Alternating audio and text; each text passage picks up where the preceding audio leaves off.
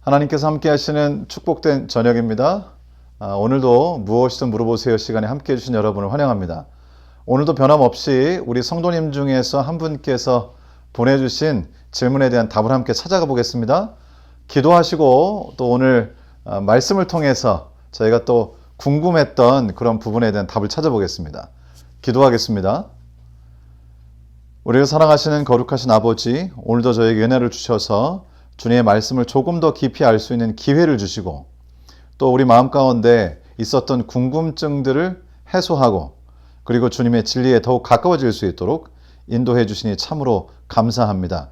이 시간 처음부터 끝까지 성령으로 저희와 같이 해주시고 오직 우리 주님께서만 홀로 영광 받으시고 우리 모두에게는 분명한 깨달음이 있는 좋은 시간으로 삼아 주시기를 우리를 사랑하시는 예수님의 이름으로 기도드리옵나이다. 아멘.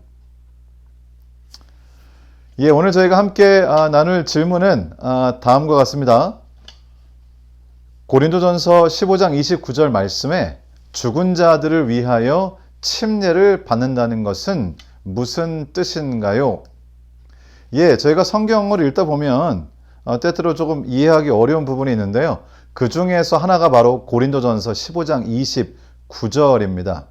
이 말씀에 따르면 죽은 자들을 위해서 침례받는 일이 있는 것과 같은 인상을 저희가 받습니다.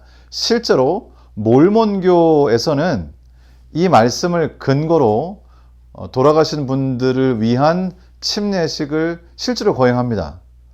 그래서 이것이 정말 그러한 뜻인지 우리는 이 말씀을 어떻게 이해해야 할지 오늘 다른 여러 말씀들을 통해서 분명하게 이해해 보도록 하겠습니다.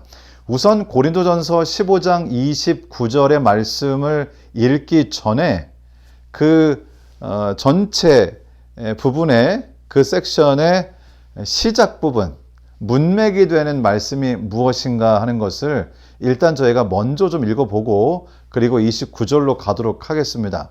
고린도전서 15장 20절, 21절, 22절의 말씀을 먼저 읽어보도록 하겠습니다. 고린도전서 15장 20절, 21절, 22절입니다. 그러나 이제 그리스도께서 죽은 자 가운데서 다시 살아나사 잠자는 자들의 첫 열매가 되셨도다. 사망이 한 사람으로 말미암았으니 죽은 자의 부활도 한 사람으로 말미암는도다. 아담 안에서 모든 사람이 죽은 것 같이 그리스도 안에서 모든 사람이 삶을 얻으리라. 이 말씀에 보니까 사도 바울께서는 지금 바로 이 부분에서 예수 그리스도를 통해서 죽을 수밖에 없는 우리들이 부활하게 된다고 하는 사실을 아주 분명하게 말씀하십니다. 아담 한 사람을 통해서 죄가 그리고 사망이 세상에 들어왔는데 예수 그리스도 한 사람을 통해서 우리가 다시 생명을 얻고 부활하게 된다라고 그렇게 말씀하시면서 맨 마지막에 그리스도 안에서 모든 사람이 삶을 얻으리라. 고린도전서 15장은 이 한 장 전체가 다 예수 그리스도의 부활을 통해서 우리의 부활에 관한 소망을 얻게 된다고 하는 진리를 가르치고 있습니다. 그리스도께서 부활하지 않으셨다면 우리에겐 소망이 없다. 만일 이 부활이라고 하는 것이 없다면 우리 그리스도인들의 믿음도 의미가 없다라고 말씀하시면서 부활이 얼마나 중요한가를 말씀을 계속 하시는데요. 그러던 중에 고린도전서 15장 29절에 오면 이런 말씀을 주시게 됩니다. 그리고 약간 그것이 저희들을 혼란스럽게 하는 것도 사실입니다. 고린도전서 15장 29절부터 31절까지 읽어보겠습니다. 만일 죽은 자들이 도무지 살아나지 못하면 죽은 자들을 위하여 침례를 받는 자들이 무엇을 하겠느냐? 어찌하여 그들을 위하여 침례를 받느냐? 또 어찌하여 우리가 언제나 위험을 무릅쓰리요? 형제들아, 내가 그리스도 예수 우리 주 안에서 가진 바 너희에 대한 나의 자랑을 두고 단언하노니 나는 날마다 죽노라. 지금 함께 읽었던 29절과 또 30절과 31절 말씀에는 세 가지 포인트가 있는데요. 첫 번째, 만약에 부활이 없다면 죽은 자들을 위해서 침례받는다는 것이 무슨 의미가 있겠느냐 라고 하는 이 침례받는 것에 대해서 말씀하시고요. 두 번째는 만일에 부활이 없다면 우리가 왜 이렇게 위험을 무릅쓰고 정말 목숨을 희생해 가면서 복음을 전하겠느냐. 우리가 다시 말하면 좀 부언을 하자면 우리가 예수 그리스도의 부활을 보았다. 그러니까 예수 그리스도의 그 부활은 확실하며 죽은 자의 부활이 있기 때문에 그래서 우리는 예수 그리스도의 복음을 목숨을 걸고 위험을 무릅쓰고 전한다. 그리고 세 번째는 나는 날마다 죽노라 이렇게 말씀하셨습니다. 그러니까 이 세 가지 내용이 잘 조화가 되어야지 이 각각의 말씀에 의미가 있겠죠. 먼저 29절 말씀에 만일 죽은 자들이 도무지 다시 살아나지 못하면 죽은 자들을 위하여 침례를 받는 자들이 무엇을 하겠느냐? 어찌하여 그들을 위하여 침례를 받느냐? 여기서 나오는 죽은 자들을 위하여 침례를 받는다고 할 때 여기 죽은 자들은 도대체 누구일까요? 부활이 없다면 죽은 자들을 위하여 침례를 받는 자들이 무엇을 하겠느냐? 아무것도 할 수가 없다라는 뜻이겠죠. 여기서 말하는 죽은 자들은 무엇일까요? 정말로 이미 돌아가신 분들, 그분들을 위하여 내가 대신 침례를 받으면 그분들이 구원을 얻는다는 뜻일까요? 성경은 전혀 그렇게 가르치진 않죠. 성경은 아주 분명하게 나의 구원은 나의 선택에 의해서 내가 침례를 받음으로 내가 구원을 얻는 것이지 내가 다른 사람을 위해서 구원을 선택하고 다른 사람을 위해서 침례를 받을 수는 없다는 것이 성경의 가르침입니다. 더군다나 이미 돌아가신 분, 이미 죽어서 사실 자신의 신앙을 표명하지 않은 분, 이런 분 누군가 이미 살아있지 않은 사람을 위해서 내가 대신 침례를 받으면 그분이 구원을 얻는다라고 성경은 전혀 가르치지 않습니다. 그런데 안타깝게도 이 말씀, 고린도전서 15장 29절의 말씀을 잘못 이해하면서 실제로 그렇게 행하는 그런 교단들도 있는 것이 참으로 안타까운 일이죠. 그렇다면 여기서 말하는 죽은 자들은 누굴까요? 성경에는 어떤 사람들을 죽은 자라고 했을까요? 사실 이 말씀이 조금 혼란스러운 것처럼 예수님께서도 좀 비슷한 혼란스러운 말씀을 주신 것이 사실입니다. 마태복음 8장 22절 말씀에 이렇게 기록되어 있습니다. 예수께서 이르시되 죽은 자들이 그들의 죽은 자들을 장사하게 하고 너는 나를 따르라 하시니라. 이 말씀도 이해가 안 돼요. 죽은 사람들에게 죽은 사람들을 장사하게 하라? 이것도 참 이해가 안 됩니다. 우리가 무엇을 이해하여야 좀 전에 읽었던 마태복음 8장 22절과 또 고린도전서 15장 29절의 말씀을 올바로 이해할 수 있을까요? 그것은 성경에서 표현하는 죽은 자라는 것의 의미입니다. 일단 1차적으로는 정말로 죽은 사람을 표현할 때도 있습니다만 그것만으로는 다 이해가 되지 않고요. 똑같은 표현을 썼지만 그 의미가 다른 경우가 계속해서 등장합니다. 예를 들어서요. 골로새서 2장 13절에 이런 말씀이 있습니다. 또 범죄와 육체의 무할례로 죽었던 너희를 하나님이 그와 함께 살리시고 우리의 모든 죄를 사하시고 주님께서는 죽었던 너희를 살렸다라고 이렇게 말씀하세요. 여기 너희는 이미 지금 살아있는 사람이고요. 육체적으로 죽지 않았어요. 그러나 그들을 죽었다 그랬습니다. 죽었던 너희를 살리셨다 그랬어요. 성경에서는 육신적으로 살아있고 숨을 쉬고 살아있는 것처럼 보이지만은 영적으로는 죽어있는 사람들. 그래서 지금 살고 있는 이 삶이 사실은 이미 죽었으나 그 자녀분, 마치 선풍기 플러그를 뽑으면 여전히 선풍기가 얼마간 돌아가는 것처럼 우리의 삶은 사실 이미 죄의 삭신, 사망을 경험한 삶이고 그리고 우리는 사실상 영적으로 죽어 있으며 그리고 머지않은 때에 육체적인 이 삶도 끝나고 그리고 영생을 얻지 못하는 상태, 그것을 성경에서는 죽었다 이렇게 표현을 했습니다. 이러한 표현들이 성경에 이제 계속 등장을 하는 것이죠. 요한일서 3장 14절 말씀입니다. 우리는 형제를 사랑함으로 사망에서 옮겨 생명으로 들어간 줄을 알거니와 사랑하지 아니하는 자는 사망에 머물러 있느니라. 그러니까 성경은 예수 그리스도의 십자가의 은혜로 말미암아 구원을 경험하여 하나님의 자녀가 되어 영생을 소유하지 못한 모든 사람들은 죽은 사람으로 그렇게 여깁니다. 영적으로 죽어 있는 것이죠. 그래서 예수 그리스도를 개인의 구주로 받아들이기 전에 있는 모든 사람들은 사실 죽어 있는 것이죠. 사망 가운데 있는 것입니다. 그래서 여기 말씀하시기를 우리는 형제를 사랑함으로 예수 그리스도를 개인의 구주로 받아들이고 하나님의 자녀가 되면 우리는 당연히 하나님께서 우리를 사랑하시는 것처럼 형제들을 사랑하게 되는데요. 이렇게 형제를 사랑하는 일이 없다면 사실 실제로 정말 하나님의 자녀가 되는 구원을 경험하지 못했다는 뜻이죠. 형제를 사랑함으로 사망에서 옮겨 생명으로 들어간 줄 알라고 말씀을 하십니다. 성경에서는 이 외에도 계속해서 예수 그리스도를 통하여 구원을 경험하고 하나님의 자녀가 되어 영생을 소유하지 않은 그 모든 사람들을 다 죽은 자라고 그렇게 표현을 하고 있습니다. 영적으로 죽은 자이죠.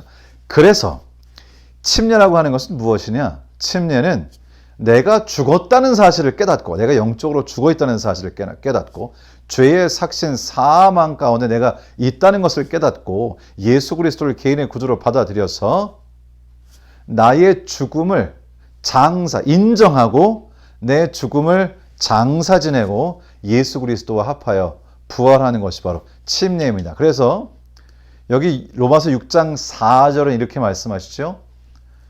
그러므로 우리가 그의 죽으심과 합하여 침례를 받음으로 그와 함께 장사되었나니 이는 아버지의 영광으로 말미암아 그리스도를 죽은 자 가운데서 살리심과 같이 우리로 또한 새 생명 가운데서 행하게 하려 함이라.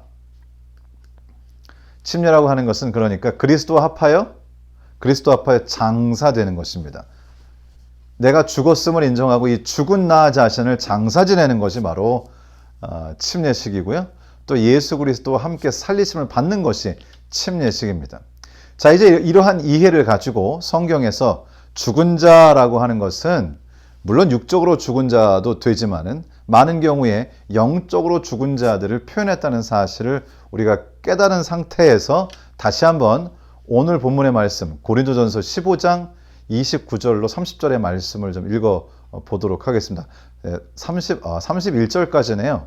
우리 30절이라고 표기되어 있는 것을 양해해 주시기 바랍니다. 만일 죽은 자들이 도무지 다시 살아나지 못한다면, 만일 부활이 없다면, 그렇죠? 영적으로 죽은 자들을 위하여 침례를 받는 자들, 여기 죽은 자들과 침례를 받는 자들은 동일한 사람들입니다. 영적으로 죽은 자들을 위하여, 영적으로 죽은 자신들을 위하여 침례를 받는 자들이 무엇을 하겠느냐? 어찌하여 그들을 위하여 침례를 받느냐? 이제 이렇게 이해하게 될 때 30절과 31절이 이해가 됩니다. 부활이 없다면 영적으로 죽은 자들을 위하여 침례, 영적으로 죽은 자기 자신들을 위하여 침례를 받는 사람들의 행위는 아무 의미가 없는 것이 아니냐. 우리처럼 이렇게 위험을 무릅쓰고 복음을 전하는 사람들의 이러한 사역도 의미가 없지 않겠느냐. 그래서 나는 날마다 죽노라. 자, 다시 본문의 말씀을 보겠습니다. 만일 죽은 자들이 도무지 다시 살아나지 못하면 영적으로 죽은 자들을 위하여 침례를 받는 자들이 무엇을 하겠느냐? 어찌하여 그들을 위하여 침례를 받느냐? 또 어찌하여 우리가 언제나 위험을 무릅쓰리요? 형제들아, 내가 그리스도 예수 우리 주 안에서 가진 바 너희에 대한 나의 자랑을 두고 단언하노니 나는 날마다 죽노라. 자, 지금 이 말씀을 제가 긍정적으로 바꿔서 읽어보도록 하겠습니다. 여기는 물론 부활이 없다면 이게 무슨 소용이 있겠느냐라는 말씀이지만, 부활이 있음으로 소용이 있다라고 하는 방식으로 한번 읽어보도록 하겠습니다. 죽은 자들이 다시 살아날 것이기 때문에 영적으로 죽은 자들이 침례를 받는 것은 큰 의미가 있다. 영적으로 죽은 자들은 침례를 받아야 한다. 그리고 우리는 언제나 위험을 무릅쓰고 복음을 전한다. 그래서 나는 침례 받을 때만 죽는 것이 아니라 나는 날마다 나 자신을 부정하고 내가 본래 죄로 말미암아 죽은 존재라는 것을 인정하고 주님 앞에 나 자신을 매일 죽여 나는 날마다 죽는다. 이렇게 말씀을 하십니다. 그래서 29절에서 영적으로 죽은 자들, 영적으로 죽어있는 자들의 침례에 대해서 말씀을 하신 다음에 이렇게 인간의 죽음을 인정하고 죄의 삭슨 사망임을 인정하고 자기 자신이 죽은 자임을 인정하여 자신을 장사 지내는 침례를 받아야 하는데 나는 그 이후에도 매일매일 그것을 되새기면서 주님 안에서 나 자신을 죽이고 날마다 마치 침례를 받듯이 날마다 주님 안에 나 자신을 부인하고 그리고 내가 죽는다. 이렇게 말씀을 하시는 것입니다. 사실 지금 이 고린도전서 15장 29절의 말씀은 여러 해석들이 있습니다.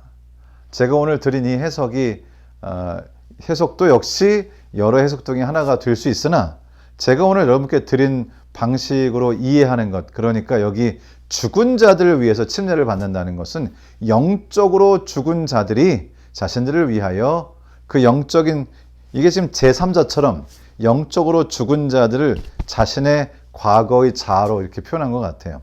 영적으로 죽은 자들이 침례를 받는 것이라고 하는 의미로 해석하신 분은 바로 마틴 루터입니다. 제가 오늘 설명드린 이러한 부류의 설명은 사실 마틴 루터의 설명을 제가 빌어 온 것이죠. 종교개혁의 정말 큰 별이라고 할 수 있는 마틴 루터의 해석을 제가 읽으면서 납득이 간다는 생각을 좀 하게 됐습니다.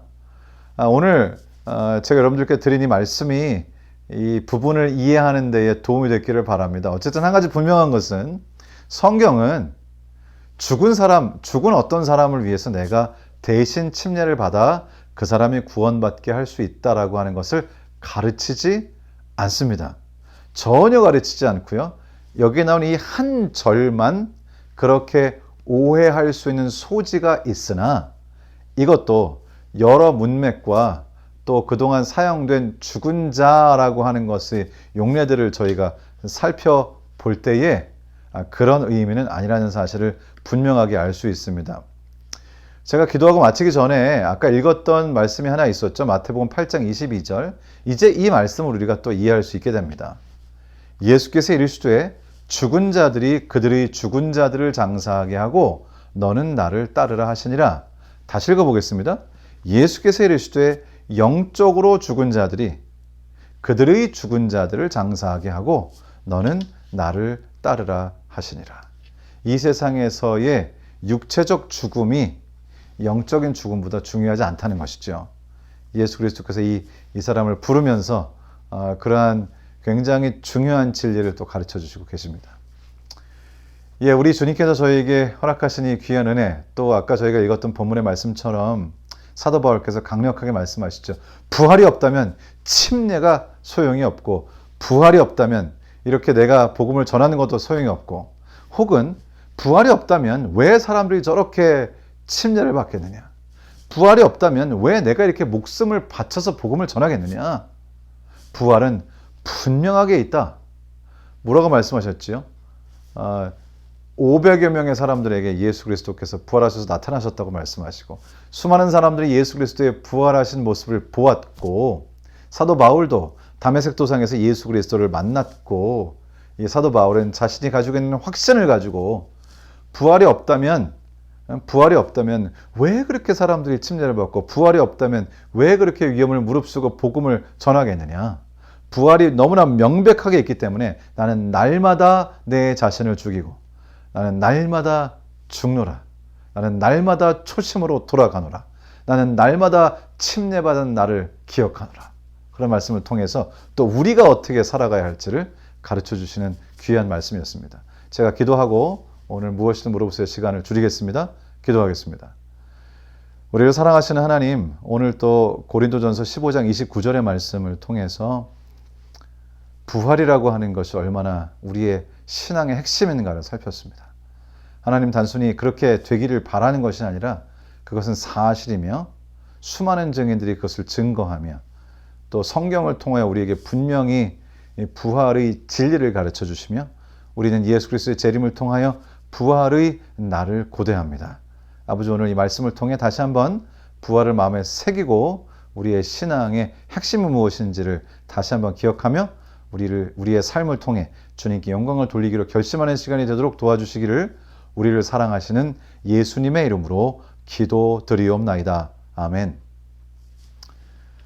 감사합니다. 주님 안에 편안한 저녁 되시기를 주님의 이름으로 축원합니다.